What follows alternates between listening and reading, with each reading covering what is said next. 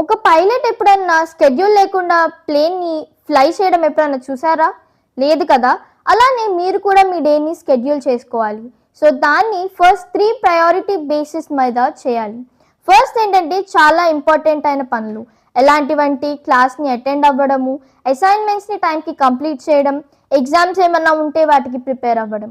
So, second మీ priority area వచ్చేటప్పటికి మీరు టైంకి ఫుడ్ తినడం కానీ, లేకున్నా ఏమన్నా చిన్న చిన్న పనులున్నా కానీ మీకు అంత ఇంపార్టెంట్ కానివి వాటిని చేసుకోవాలి.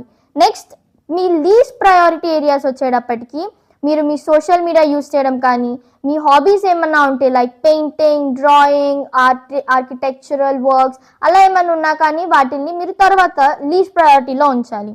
సో, ఈ ప్రయారిటీస్ ఎలా సెట్ చేసుకోవాలో అయితే మీకు తెలిసిపోయింది. కానీ అసలు మీరు ఏ టైంలో ప్రొడక్టివ్‌గా ఉంటారు, ఏ టైంలో ప్రొడక్టివ్‌గా ఉండరు అనేది కూడా చాలా ఇంపార్టెంట్ పాయింట్ మీ స్కెడ్యూల్ చేసుకోవడంలో.